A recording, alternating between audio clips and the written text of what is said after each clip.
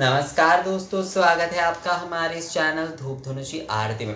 दोस्तों, आज नैवेद्यों के प्रकार के बारे में आप लोगों को बताएंगे, सप्त नैवेद्य के बारे में बताएंगे। वैसे पंच नैवेद्य जो है उस बारे में भी आपने सुना होगा।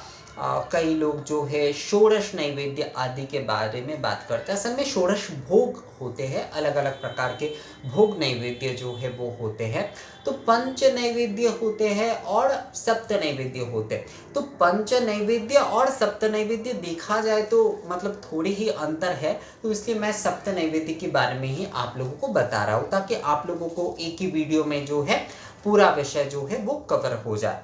तो नैवेद्य देखिए, हर नैवेद्य अपने आप में स्वतंत्र होते हैं और अपने आप में पूर्ण होते हैं। मतलब जो है सूपकर्ण नैवेद्य जब हम बोल रहे हैं तो सूपकर्ण केवल अमान्य नैवेद्य हो सकते, सूपकर्ण केवल रचना नैवेद्य हो सकते, क्योंकि रचना के अमान्य के साथ फल मूल आदि तांबूल आदि ये सभी कुछ होते हैं, रचना के साथ ये सारे कुछ होते हैं।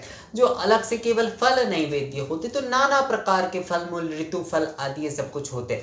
जो अन्य व्यंजन आदि जो नैवेद्य होते हैं, अन्य व्यंजन आदि नैवेद्य, उसमें भी कई प्रकार के होते हैं। पूरी सब्जी जो दे रहे उनके उस प्रकार के कई प्रकार के सब्जी आदि हलवा पूरी आदि के साथ जो है वो होते हैं।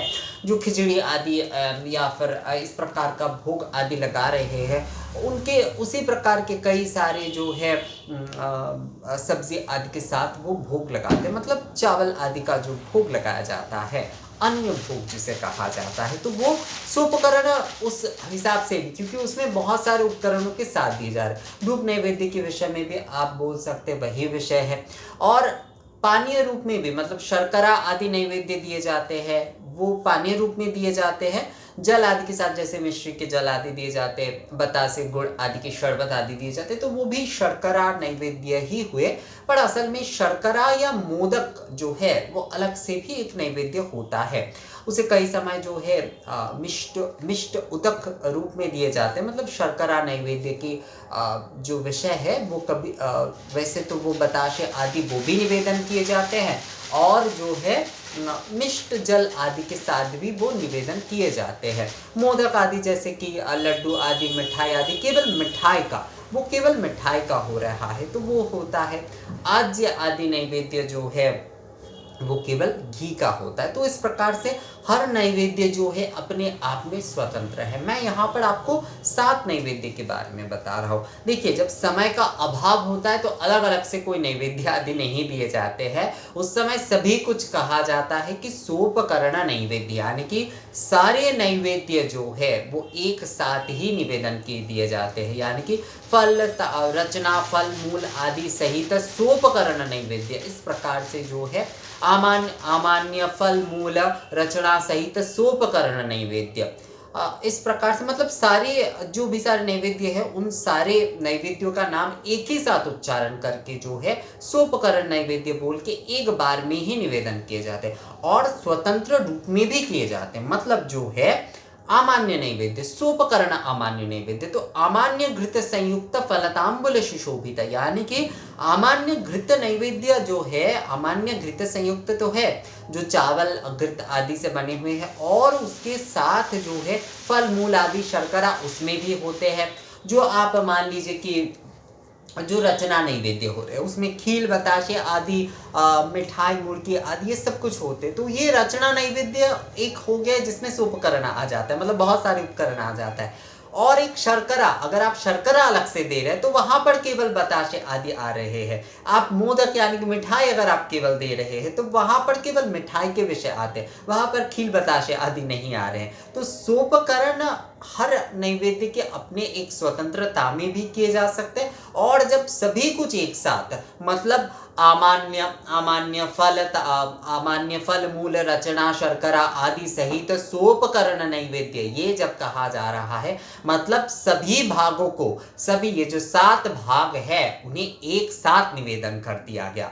पर जब जो है अलग अलग से किए जा रहे हैं कि अमान्य, जैसे कि देखिए मैं यहाँ पर आप लोगों को बता देता हूँ, 7 अगर हम नैवेद्य की देखें तो सबसे पहले तो अमान्य नैवेद्य आते हैं। उसके बाद फल मूल आदि जो ऋतु फल आदि होते हैं वो नाना प्रकार के फल मूल आदि के नैवेद्य आते हैं। उसके बाद जो है रचना आदि के नैवेद्य आते हैं। उसके बाद अन्य आदि जो कुछ भी है, मतलब अन्य परमान्य ये सारे आते हैं।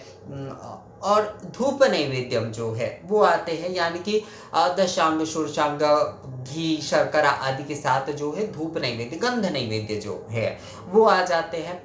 शर्करा या मोदक नैवेद्य, यानी कि मिठाई और बताशा शर्करा आदि ये सारे नैवेद्य, ये जैसे मैंने आप लोगों को कहा कि मिष्ट जल के रूप यानी कि बताशे के शरबत के रूप में भी दिए जाते हैं। ये एक प्रकार से पानीय हो रहे हैं, पर ये जो है ये शर्करा में ही, शर्करा भोग नैवेद्य विषय में ही आ जाते हैं, क्योंकि वो शर्करा मिश्रित है, वो जो है वो शर्करा मिश्रित है। तो शर्करा नैवेद्य ये एक आ जाता है, और आज यानी कि घृत नैवेद्य जो है वो एक आ जाता है। तो हम सप्त नैवेद्य में अगर देखें तो अमान्य नैवेद्य आ रहे हैं, उसके बाद जो है फल मूल आदि नैवेद्य आ रहे हैं, रचना नैवेद्य आ रहे हैं, उसके साथ जो है अन्य आदि, अन्य परमान्य आदि ये नैवेद्य आ रहे हैं।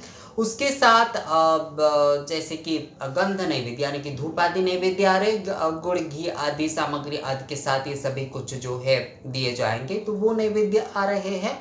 शर्करा मोदक आदि नैवेद्य यानी कि शर्करा आदि मिठाई आदि ये सारे नैवेद्य आ रहे हैं, और राज्य नैवेद्य यानी कि घृत के नैवेद्य आ रहे हैं। तो ये हमारे सप्त नैवेद्य हो गए, 7 प्रकार के नैवेद्य। तो हर नैवेद्य के अपने अपने मंत्र भी है। जैसे कि देखिए अमान्य नैवेद्य में कहा जा रहा है ओम नैवेद्यं घृत संयुक्तम नाना रस समन्वितम मया निवेदितं भक्ता गृहाणं सुरपूजिते इदं सोपकरण अमान्य नैवेद्यम।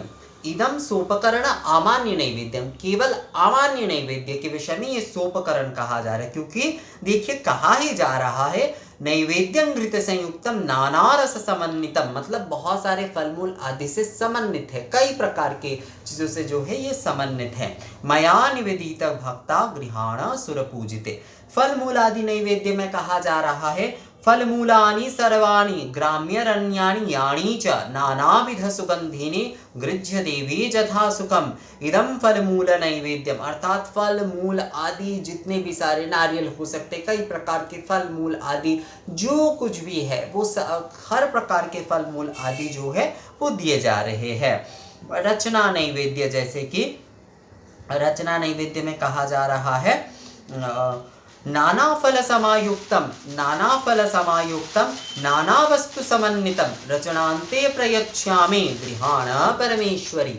ये जो है नाना वस्तु नाना फल आदि के साथ जो है नारियल आदि फल आदि के साथ शर्करा आदि के साथ खील बताशे आदि इन सभी के साथ जो है रचना नैवेद्य दिए जा रहे हैं। तो ये रचना नैवेद्य हो रहे हैं। और अन्य पकान्य यानी कि अन्य परमान्य पूरी सब्जियां आदि ये सब कुछ जब दिए जा रहे हैं तो उसका मंत्र भी अलग हो जाता है। जैसे ओम अन्यं चतुर्विधं देवी सरस सरस रस रस सर रस सरभीषमन्वितम उत्तमं प्राणदं चैव गृहाण मम भावत इदं सोपकरण अन्यं अमुक देवी देव्यै नमः। इस प्रकार से जो है दिए जाते हैं। अर्थात हर नैवेद्य का अपने अपने मंत्र है और हर नैवेद्य अपने आप में सोपकरण है। क्योंकि देखिए अमान्य जब हम दे रहे हैं तो उसमें घृत आदि घृत मधु आदि से चावल आदि हम दे रहे हैं, उसके साथ शर्करा हो रहे हैं, फल मूल आदि हो रहे हैं। फल जब हम दे रहे हैं फल नैवेद्य तो उसमें भी एक फल नहीं दे रहे, कई प्रकार के फल के उपकरण हम दे रहे हैं।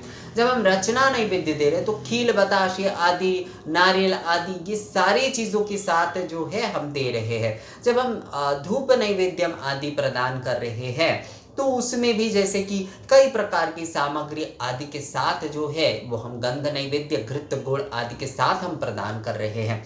जब हम जो है अन्य आदि नैवेद्य प्रदान कर रहे तो नाना प्रकार के बनाए हुए व्यंजन आदि के साथ, चाहे वो अन्य हो या फिर जो है पूरी सब्जी पूरी आदि को जो है पकान्य कहा जाता है। चावल के जो है बनाए हुए जो अन्य खिचड़ी आदि होते हैं उन्हें जो है अन्य कहा जाता है। और पकान्य किसे कहते हैं? पकान्य कहा जाता है। पूरी आदि जब दिए जाते हैं तो उसे पकान्य कहते हैं। सोपकरण पकान्य मतलब जो है पूरी सब्जी आदि को पकान्य कहा जाता है। और इसके बाद जैसे कि शर्करा मोदक आदि, तो मिठाई आदि बताशे आदि ये जब केवल मात्र भोग लगाए जा रहे हैं तो उसमें भी जो है वो एक अपने स्वतंत्र हो रहे हैं।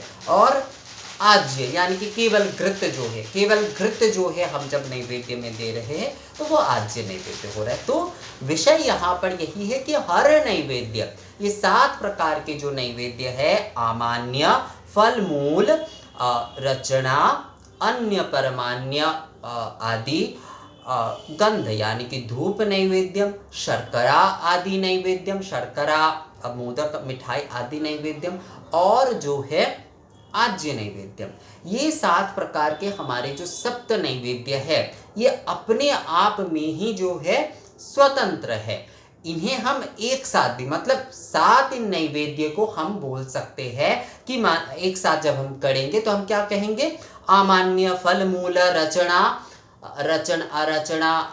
अन्य वैसे एक साथ नहीं दिए जाते, अन्य ज्यादातर जो है एक अलग ही दिए जाते। तो अमान्य, फल मूल, रचना, आज्य, शर्करा आदि नैवेद्य, शर्करा आदि सोपकरण नैवेद्य, और अन्य आदि अन्य नाना व्यंजन आदि सोपकरण नैवेद्य।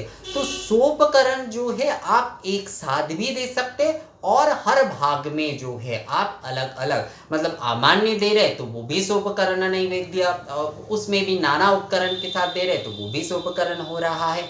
आप जो है जब फल मूल दे रहे तो उसमें भी नाना प्रकार के फल आप दे रहे हैं तो वो भी सोपकरण, रचना दे रहे तो उसमें भी कई प्रकार के शर्करा आदि सभी कुछ है तो वो भी सोपकरण हो रहे, धूप आदि में भी कई प्रकार के सामग्री आदि के साथ, घृत आदि के साथ दे रहे तो वो भी सोपकरण हो रहे, अन्य नैवेद्य आदि वो भी सोपकरण हो रहे। शर्करा आदि में मान लीजिए आप कई प्रकार के 2 प्रकार के बताशे दे रहे हैं, आप मोदक आदि, नाड़ू आदि ये आप दे रहे हैं सभी, तो वो भी सोपकरण हो रहे। आज्य वैसे सोपकरण नहीं होता है दोस्तों, पर आज्य कभी कभी जो है शर्करा आदि के साथ आज्य नैवेद्य दिए जाते हैं, मतलब शर्करा तो एक अलग से दिए ही जाते हैं पर शर्करा आदि आज्य आदि एक साथ भी देने का, जैसे गुड़ घी आदि देते हैं तो उस प्रकार से, तो उस समय वो भी सोपकरण ही हो गया। तो हर नैवेद्य जो है अपने आप में स्वतंत्र रूप से सोपकरण है और एक साथ भी इन्हें जो है, इन 7 नैवेद्य को जो है एक साथ भी हम सोपकरण रूप में जो है वो निवेदन कर सकते। तो हमारे ये 7 भाग के नैवेद्य क्या हो जाते हैं, 7 भाग के नैवेद्य जो है वो हो जाते हैं आमान्य, फलतांबूल, रचना, अन्य परमान्य, धूप नैवेद्यम, शर्करा आदि मोदक आदि नैवेद्यम, और जो है आज्य नैवेद्य। ये हो जाता है हमारे 7 प्रकार के नैवेद्य के भाग, इसे सप्त नैवेद्य कहा जाता है। तो दोस्तों मुझे लगता है आप लोगों को सप्त नैवेद्य का ये विषय जो है वो समझ में आ गया है। अगर आप लोगों का इस बारे में और कोई सवाल आती है तो आप लोग मुझे कमेंट्स करके या मेल करके पूछ सकते हैं।